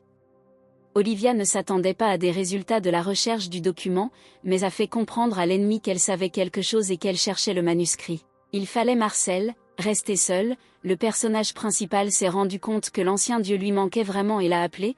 Elle a dit qu'elle avait pris la décision finale d'être une vraie reine et lui demande de l'aider non pas à s'emparer du trône en tuant son père, mais à devenir une dirigeante juste, vivant dans l'intérêt de ses subordonnés, possédant pouvoir, autorité et force. Olivia a promis de faire le vœu principal après avoir vaincu le chef de l'État et a demandé à Armando de ne pas apparaître temporairement avec elle et d'économiser de l'énergie, ce qui serait toujours utile pour les batailles internes. Le jeune homme était d'accord avec le plan de la maîtresse, mais a promis de comparaître si elle était en danger de mort. Le jeune homme disparut et la princesse essaya de se calmer en pensant qu'elle devait s'habituer à son absence et tout faire elle-même. Arrive le jour de la réception que le roi organise à l'occasion de la victoire, invitant les héros des batailles et les aristocrates de l'État dans son palais. La princesse était irrésistible, c'était la première fois qu'elle s'habillait ainsi, essayant de montrer son calme. La jeune fille entra dans la salle de réception, accompagnée des ducs de Maldebourg, les invités remarquèrent immédiatement l'absence de l'ancien dieu. Le roi est apparu dans les escaliers avec la princesse Sofia et les personnes présentes ont salué le chef de l'État. L'évêque a prononcé un discours, remerciant tous les héros, y compris sa fille Olivia, et a déclaré une ère de calme mondain. Le chef du pays a déclaré qu'il avait également acquis le pouvoir de contrôler le chaos. Le roi a déclaré qu'après une longue conversation, le deuxième dieu avait accepté son désir sincère de sauver le monde et avait pris le parti du souverain. Les invités saluèrent à nouveau leur souverain. Un vieil ennemi, Sullivan, trouva la princesse parmi les invités et exprima le désir de son maître de rencontrer sa fille seule. Dans la salle du trône, son père attendait la jeune fille, mécontent lorsqu'il vit l'accompagnement en la personne du jeune duc, qui promit de ne plus jamais laisser Olivia seule. En réponse à l'ordre de son père de retourner au palais, le personnage principal a refusé, provoquant encore plus la colère du chef du pays. L'assistant de Kate lui a parlé de la conversation familiale secrète entre les membres de la famille royale. La duchesse n'était pas très bouleversée par la nouvelle, son prochain plan était prêt à être mis en œuvre et la servante alla observer les ennemis. Dans le parc du palais, Olivia et Greg, soupçonnant une surveillance, ont eu une conversation sur la réception et ont partagé leurs réflexions sur le nouveau pouvoir du roi. La jeune fille a mentionné que Monsieur Armando avait disparu, réalisant son souhait, et qu'elle s'était retrouvée complètement sans soutien. La servante Kate s'est cachée dans un arbre, écoutant attentivement les informations sur la force qui s'approchait de la capitale pour aider Olivia et le troisième dieu antique apparu récemment. Les jeunes ont commencé à parler de la trahison de Lady Kate. Olivia a proposé de s'occuper d'abord d'elle et de ses proches. Effrayée, la servante se précipita dans le palais pour avertir sa maîtresse de la menace. L'apparition d'une fille étrange dans la salle de réception a effrayé les invités. La duchesse était très mécontente de l'apparence de son assistante. En privé, la jeune fille a informé l'hôtesse de l'existence de détachements de soutien rassemblés autour de la capitale. Un messager a été immédiatement envoyé pour vérifier les informations importantes. Le résultat ne s'est pas fait attendre, l'informateur a confirmé l'information. Les dirigeants des 3 villes, le curé et l'inconnu n'étaient pas loin de la ville. La servante était très inquiète pour sa maîtresse, qui décida de redoubler de prudence. Il a été décidé d'isoler temporairement l'assistante en l'enfermant au sous-sol. La duchesse demanda audience au roi, l'informant que l'ancien dieu d'Olivia avait effectivement disparu. L'information nécessitait une vérification et le souverain se tourna vers Ré Enchanté, qui s'indignait d'une question aussi insignifiante et reçut une réponse affirmative. La divinité ne sentait pas son parent dans le monde humain, ce qui signifie qu'il n'existe pas. Kate a admis que son objectif principal est de tuer Olivia, elle est donc du côté du souverain et de sa fille légitime. Le plan proposé au roi par son amie Sophie était très simple. 3 autres jours de réception passèrent rapidement, les invités chuchotant entre eux, discutant de l'absence de la seconde princesse avec son protecteur extraterrestre et soutenant le chef de l'État avec sa nouvelle force. Le dernier jour de la réception était le plus important, plusieurs événements officiels étaient prévus, auxquels tous les membres de la famille royale devaient assister. Il était clair que c'était ce jour-là qu'une tentative d'assassinat secrète serait commise contre les indésirables filles. Le premier plan était un dîner amical pour les membres de la famille royale et de la haute aristocratie. L'endroit le plus dangereux était le temple principal, où de nombreuses personnes étaient censées se rassembler pour le rituel de prière pour le bien-être du royaume. Le grand prêtre appela les 2 princesses à l'autel. Selon la coutume, au nom de la paix et de la tranquillité de l'État, les filles devaient boire le Saint Graal. Olivia toucha le verre de cristal avec le deuxième, réalisant clairement qu'il y avait du poison là-bas. Dans la foule des invités, la duchesse se figea, anticipant la victoire. Une servante du temple est apparue dans la salle, avertissant tout le monde que la coupe était empoisonnée. La jeune fille en robe sacrée a accusé Lady Kate d'avoir délibérément tué la 2e princesse. Les personnes rassemblées dans le temple ne pouvaient pas y croire, personne ne s'attendait à ce que la duchesse soit capable d'un tel acte. Olivia a insisté pour interroger immédiatement la jeune fille, réalisant que si elle était enfermée en prison, tout serait oublié et la vérité ne serait pas découverte. Madame Kate a accepté de répondre et a catégoriquement nié tout acte répréhensible. Le haut placé espérait l'aide du roi et l'inutilité du témoignage d'un serviteur. Olivia a demandé à la jeune fille d'enlever sa capuche. La servante de la duchesse était agenouillée devant un grand nombre d'invités. Kate s'est tout de suite repérée, accusant l'assistante d'envie et de colère envers la maîtresse, qui l'a enfermée au sous-sol à des fins éducatives. La jeune fille a raconté en détail tout ce qu'elle a vu la nuit dans le temple, essayant d'arrêter la dame. Pour cette désobéissance, la servante, selon elle, a été mise sous clé. L'évêque a tenté de reporter l'interrogatoire des 2 accusés. Le point culminant du moment fut l'information de la servante sur la rencontre secrète de la duchesse et du roi à la veille de la cérémonie. Les invités ont chuchoté un complot et une tentative infructueuse de tuer la princesse. Le roi n'a eu d'autre choix que de donner l'ordre de placer Kate en détention et de l'envoyer en prison jusqu'à un procès séparé. La duchesse enragée accusa le roi d'avoir ordonné la mort d'Olivia. Le chef de l'État ne s'attendait pas à de tels propos, reconnaissant publiquement que la jeune fille avait perdu la tête et avait inventé toutes sortes de bêtises pour éviter d'être punie. Menés par le propriétaire de Maldebourg, les chevaliers du duché apparurent dans le temple et prirent la princesse sous garde. Le duc a déclaré qu'il défendait l'État et non le roi, qui a ordonné à ses gardes d'utiliser des armes. C'était un péché terrible. La princesse, entourée de défenseurs, quitta le temple pour éviter que le sang ne coule dans le lieu sacré. Lady Kate était assise derrière les barreaux dans un donjon vide. Le personnage principal a rendu visite à l'ennemi vaincu, voulant connaître la raison de sa haine depuis son enfance. La duchesse a proposé un marché en échange de sa sécurité, mais Olivia ne voulait aucune aide. La princesse a rappelé l'attitude à son égard, la nourriture pourrie et les brimades qu'elle avait entendues de la part de la duchesse, ne comprenant pas pourquoi les pouvoirs en place étaient si cruels envers les pauvres et les nécessiteux. Un conseil de guerre eut lieu à Maldebourg. La princesse et les propriétaires du duché discutèrent du rapport de force à l'approche de la capitale. L'apparition de l'assistante de la duchesse interrompit la conversation. Une seconde, et la pauvre servante se transforma en un Marcel Rieur, qui joua adroitement toute la scène dans le temple en utilisant ses capacités. La tâche suivante consistait à sauver Monsieur Ray des mains du roi. L'ancien dieu a été amené à signer un contrat et la tâche était de savoir comment y mettre fin. Compte tenu des capacités minimales de destruction du jeune homme, sa force était tout à fait insignifiante, le contraire aurait dû être la force d'Olivia, qui lui avait été donnée par la seconde divinité. L'Omniscient a expliqué à la jeune fille que les anciens dieux vivent également dans le chaos, mais contrairement aux monstres, ils ne veulent pas de mal aux gens. Le jeune homme a rappelé qu'Armando est obligé de répondre à la demande principale de sa maîtresse. Marcel a invité la princesse à utiliser ses capacités en faisant un vœu. Le souhait que le troisième dieu devait réaliser était celui des souvenirs d'enfance. Olivia se sentait comme une petite fille assise dans un cachot avec sa mère, ou son père, le roi, les avait mis pour se débarrasser des demandes ennuyeuses de la femme. L'enfant entendit les larmes de la mère, appelant la divinité à la libérer de la captivité et promettant de sacrifier son enfant pour une vie heureuse. La jeune fille n'a rien compris, elle a lutté et ne voulait pas mourir du tout, elle a réussi à saisir un poignard qui, en se libérant de l'étreinte de sa mère, a accidentellement transpercé le corps de la femme. L'enfant resta allongé longtemps, serrant dans ses bras le parent silencieux et ne comprenant pas ce qui s'était passé. La pauvre fille a été sauvée par un garçon qui est apparu soudainement, qui s'est avéré être une très jeune divinité, sortant du chaos pour la première fois. Le gars a ramené le bébé à la maison, l'a allongé sur le lit et l'a calmé en lui promettant d'être toujours là. Une amitié commença, le petit dieu s'appelait Armando. Les enfants ont tout fait ensemble, grâce aux soins du jeune homme, la sensation de douleur s'est un peu atténuée, le moment le plus heureux a été de se promener dans la clairière près de la maison, où il y avait beaucoup de fleurs et de papillons. Le gars est devenu pratiquement le frère aîné de la fille. Un jour, un homme âgé est apparu dans la maison, s'est présenté comme grand-père et a emmené les enfants chez lui. Pour la première fois, Olivia avait des jouets et des cadeaux. Le parent partait souvent quelque part, invoquant les affaires, et la jeune fille restait seule, elle avait très peur que son grand-père disparaisse et lui obéissait inconditionnellement. Le jeune homme était presque toujours à proximité, cachant la solitude de l'enfant. Il était interdit au bébé de sortir,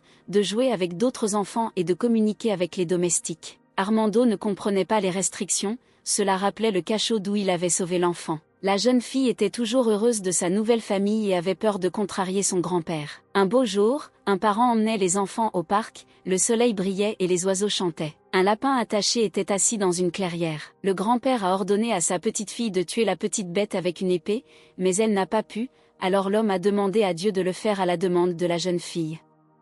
La malheureuse avait très peur de perdre sa famille et a demandé à Armando d'exécuter l'ordre. L'animal innocent gisait couvert de sang, avec une arme dépassant de son corps. La fille ne pouvait pas dormir de la nuit, elle était tourmentée par des cauchemars, son ami était à proximité. Le jeune homme est venu s'occuper d'un proche qui maltraitait l'enfant, mais il s'est montré implacable. Un jour, l'homme emmena les enfants dans la capitale pour voir le roi lui-même.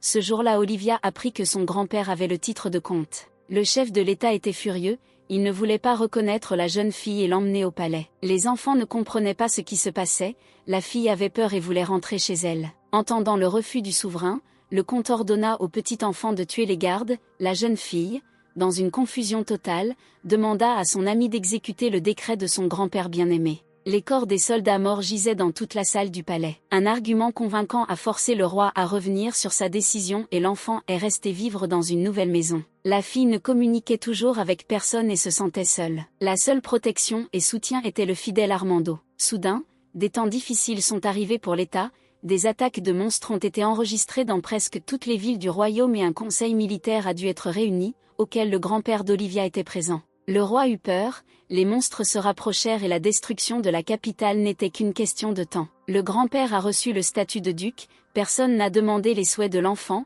la jeune fille et son ami ont simplement été envoyés pour tuer l'ennemi. Avant le voyage, un parent a présenté sa petite fille au jeune duc, à l'instar de son grand-père, le glorieux chevalier de Maldebure, qui a fui vers la guerre. Pendant 3 ans, le trio a combattu l'ennemi.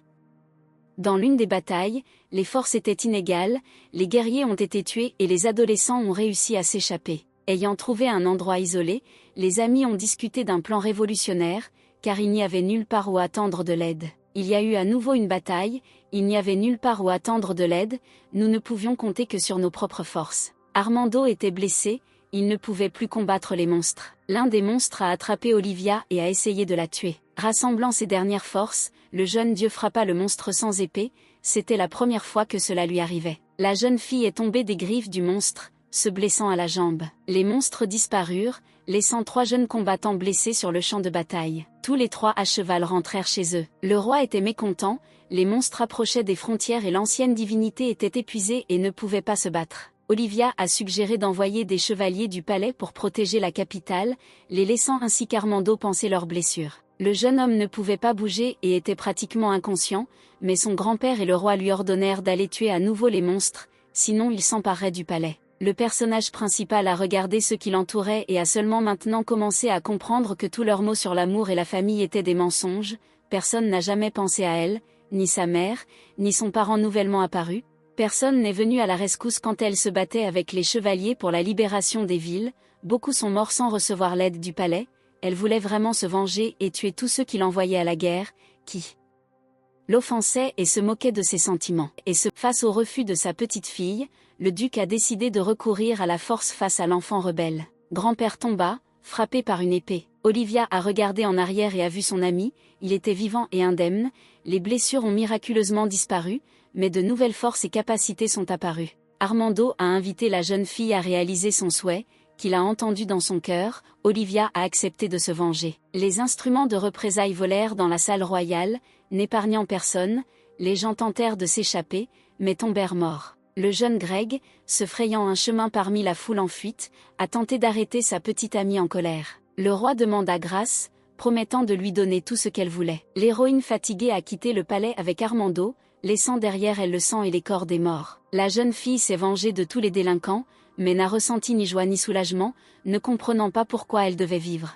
Voyant la souffrance de son bien-aimé, l'ancienne divinité lui promit d'être toujours là et l'invita à faire un véritable vœu qui lui apporterait du bonheur. Armando a proposé de procéder au dernier rite, qui impliquerait toute l'humanité et les dieux du chaos. Le désir était très complexe, il fallait remonter le temps, effacer le souvenir d'Olivia des événements sanglants et choisir pour elle un chemin de vie différent, sans sa mère et son grand-père et sans vengeance.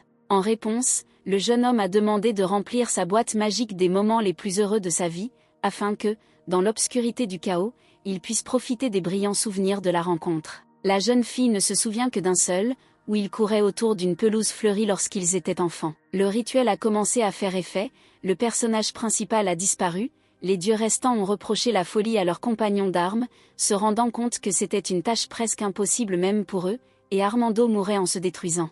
Mais le jeune homme savait qu'il devait se débrouiller pour le bien du premier et unique qu'il avait sorti des ténèbres. Tôt le matin, la servante amena une petite fille au roi, sa mère mourut en captivité et l'enfant resta seul. Le chef de l'État était en colère, il n'avait pas besoin d'une deuxième fille d'un roturier qui s'imaginait être sa bien-aimée et qui devait être enfermée dans la cave avec l'enfant. La princesse fut encore plus indignée lorsqu'elle apprit qu'elle avait une sœur boiteuse et mendiante. Un peu de temps passa, l'État était inquiet, des monstres approchaient des frontières et capturaient les villes, et le souverain décida de mener un rituel pour invoquer les anciens dieux pour protéger le pays. Comme la victime était censée être un membre de la famille royale, il se souvenait de la pauvre fille qui vivait dans l'annexe du palais, écoutant patiemment l'humiliation, mais elle ne voulait pas du tout mourir. La cérémonie a eu lieu et les vieux amis se sont retrouvés. Après avoir enduré des tourments et des épreuves sans fin, Armando, mûri, a transporté Olivia hors de la crypte, comme cela aurait dû se produire selon son premier souhait. Elle ne se souvenait de rien de sa vie passée et de leurs nombreuses années de communication. Désormais, le personnage principal savait tout. La seule maîtresse d'une centaine de divinités anciennes a couru vers le lieu de la dernière rencontre avec son maître, réalisant tout ce qu'il avait fait pour elle et n'est pas miraculeusement mort lui-même. Le personnage principal a demandé à plusieurs reprises à Armando de quitter l'espace, mais en vain. Se souvenant des paroles de Marcel sur la nature d'une divinité qui doit tenir ses promesses et de sa demande de ne pas apparaître près d'elle jusqu'à ce qu'elle ait vaincu le roi, Olivia réalisa qu'il ne servait à rien d'attendre. La jeune fille s'est assise seule dans le jardin et a élaboré un plan pour vaincre le souverain détesté. Dans la matinée, aux 4 coins de la capitale, on voyait des lettres certifiées par le grand prêtre, dans lesquelles le roi était accusé d'attentats répétés contre la vie de sa deuxième fille, protectrice du peuple contre de terribles monstres et qui avait redonné la vie à des milliers d'habitants dégénérés. Les gens discutaient de la nouvelle, la ville comprenait des détachements de chevaliers du duché de Maldebourg, qui n'avaient jamais pris part à la politique et qui s'étaient toujours prononcés en faveur du royaume. Les troupes sous la direction des deux ducs se sont alignées sur la place du palais et ont attendu le commandement. Les aristocrates enragés qui sont sortis du palais ont exigé qu'Olivia soit apaisée et se rende aux dirigeants de l'État. Après avoir écouté les intervenants, le personnage principal a demandé à lui donner le roi. En cas de désobéissance, le chef de l'armée chevaleresque a promis de commencer à tuer les aristocrates de la plus haute noblesse qui soutenaient le chef du pays et l'aidaient dans ses attentats à la vie, créant ainsi une division dans la société et donnant des garanties aux gens ordinaires. Le roi dut quitter le palais, il apparut accompagné d'un petit détachement de chevaliers royaux. Devant un grand nombre de personnes, Olivia a accusé son père d'avoir attenté à sa vie à plusieurs reprises. Décidant qu'il ne servait à rien de poursuivre le dialogue, le chef de l'État a ordonné à ses soldats de saisir la jeune fille et de l'envoyer en prison jusqu'à son procès. Le commandant du détachement royal a refusé d'exécuter l'ordre, qui contredit le code des chevaliers, expliquant que la jeune fille est une héroïne et que la majorité se lèvera pour la protéger, et qu'une bataille sanglante dont personne n'a besoin commencera. Le souverain enragé promit de tuer le casse-cou en premier, lui rappelant qu'il possédait un pouvoir obscur, qu'il comptait utiliser immédiatement. La princesse Sophia s'est enfuie du palais, a confirmé publiquement les tentatives d'assassinat et a demandé à son père de laisser sa sœur tranquille. Pour la jeune fille, Olivia était la seule personne proche qui, malgré l'attitude moqueuse à son égard, essayait toujours d'aider et de protéger son propre sang. Réalisant qu'il n'y aurait pas de soutien, William fit appel à l'ancienne divinité, un brouillard noir commença à envelopper tout autour. La tornade s'est approchée du personnage principal, mais elle s'était préparée à l'avance pour sauver et enchanter. Monsieur Armando est apparu à côté de la jeune fille, surprenant son entourage. La duchesse Kate, qui a aidé son souverain à apprivoiser la deuxième divinité, n'a raconté qu'une partie des connaissances de l'ancien manuscrit, cachant la chose la plus importante dont Olivia a profité. Les capacités de deux divinités puissantes, données plutôt à la jeune fille, ont contribué à libérer l'habitant de la crypte du contrat forcé. Olivia a regretté de considérer le roi comme son père, elle lui a rappelé le massacre qui a eu lieu dans le palais il y a de nombreuses années, où le chef du pays a demandé grâce à une petite fille poussée à la colère et à la vengeance par sa famille et amis. L'évêque s'est suicidé. Le trône était libre, les propriétaires du duché étaient heureux que, grâce à la princesse, le soulèvement n'entraîne pas d'effusion de sang. La victoire fut déclarée, le peuple accueillit l'héroïne et sa divinité, c'était une gratitude pour tous leurs services dans la libération des villes et le salut des habitants de l'État. Le moment est venu de réaliser le principal souhait de la princesse. La seule chose que la jeune fille souhaitait, c'était que l'homme qui était toujours gentil, attentif à elle, lui souhaitait le bonheur, endurait des souffrances infinies pour elle et dont elle était tombée amoureuse,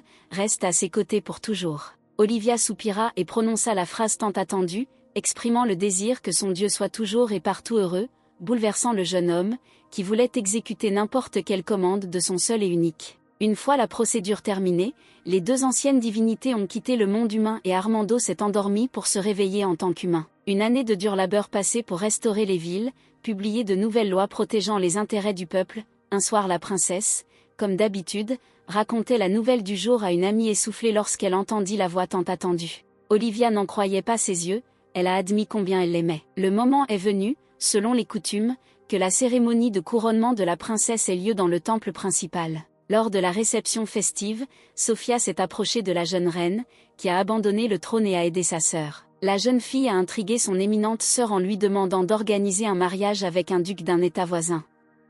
Olivia a promis de recueillir les informations et l'aide nécessaire. Armando s'intéressait à un sujet inconnu et Greg soupira, exprimant le souhait que les aristocrates se marient par amour et non pour le statut. Le couple a essayé de passer beaucoup de temps ensemble, ils n'ont pas pu se séparer longtemps et ont commencé à s'ennuyer. Le jeune homme a tenté d'aider la jeune fille dans les affaires royales, en résolvant conjointement certains problèmes d'importance nationale. Après avoir repoussé l'étude d'une multitude de documents, les jeunes allèrent se reposer, les amants étaient heureux ensemble. Armando ne pouvait se lasser de sa seule beauté, pour laquelle il a renoncé à la vie éternelle. Olivia se rendait habituellement aux réceptions et aux cérémonies, il y avait encore beaucoup de choses à changer dans son pays d'origine. Armando souhaitait du succès à sa maîtresse, il ne quittait pas presque tout le temps le palais. Ayant décidé d'en savoir plus sur le mariage, le jeune homme s'est rendu chez son seul ami et camarade de lutte. Greg a déclaré qu'il devait d'abord faire une offre et offrir un cadeau précieux, mais si vous prenez la reine Olivia, elle le fera. Ne vous intéressez pas à la richesse, il vaut mieux faire quelque chose de vos propres mains, cela aura plus de valeur que tous les bijoux du monde. Le lendemain soir, en étudiant le courrier et en signant les instructions, la jeune fille a invité son amie à partir en vacances dans la ville où se déroulait le festival. En essayant de ne pas se démarquer de la foule, les jeunes regardaient tout avec intérêt, c'était de vraies vacances avec des galeries marchandes et des divertissements. Olivia n'avait jamais assisté à de tels événements auparavant, elle aimait vraiment tout, mais surtout la fille. A été frappée par les fleurs lumineuses d'une beauté extraordinaire, je ne pouvais pas détacher mes yeux de cette merveille parfumée. Le festival s'est terminé par un feu d'artifice au cours duquel, selon la coutume, les amoureux se sont proposés en mariage, on croyait que le sentiment vivrait pour toujours, et Armando a proposé le mariage à la fille. La réponse de l'amant était négative, Olivia croyait que, malgré l'amour, elle n'avait pas le droit de garder son ami, lui souhaitant la liberté et la rencontre de nouvelles personnes et de nouvelles terres. Invoquant la fatigue, la reine partit pour le palais, laissant le jeune homme seul. Armando commença à passer moins de temps avec sa bien-aimée, quittant le palais. Désormais, le soir, elle s'asseyait souvent seule, se souvenant de moments heureux. La jeune fille réalisa à quel point son ami lui manquait et qu'il était le seul dans sa vie à la rendre heureuse. Un jour, Olivia trouva une liste de navires marchands faisant escale au Port-Royal, soupçonnant qu'Armando était sur le point de partir. Le jeune homme commençait souvent à arriver en retard, avec des vêtements sales, fatigué, et les craintes de la jeune fille grandissaient. Un jour, se réveillant la nuit et ne trouvant pas d'amis à proximité, le personnage principal eut très peur. La reine a appris du garde que le jeune homme était récemment parti pour un navire arrivé à l'improviste, et les larmes aux yeux, elle s'est précipitée pour rattraper son ami, réalisant qu'elle ne le reverrait peut-être plus. Le monsieur se tenait pensif près de la voiture. En voyant la jeune fille en larmes, Armando fut bouleversé et essaya de découvrir qui avait offensé sa maîtresse. La jeune fille lui demanda de ne pas la quitter, car elle ne pouvait pas imaginer la vie sans sa bien-aimée. Le couple amoureux s'est embrassé et le jeune homme a montré à sa beauté son cadeau de mariage. C'était un immense terrain dans le jardin éloigné du parc du palais, où il a lui-même planté d'étranges fleurs, qui lui étaient livrées sur des navires de différents pays. La cérémonie de mariage ne tarda pas à venir, ils formaient le couple le plus heureux de tout le royaume. Les jeunes se sont jurés de s'aimer dans le chagrin et la joie, la richesse et la pauvreté, la maladie et la santé, sans savoir ce que le destin leur réserverait d'autre et quelles épreuves ils rencontreraient sur le chemin de la vie.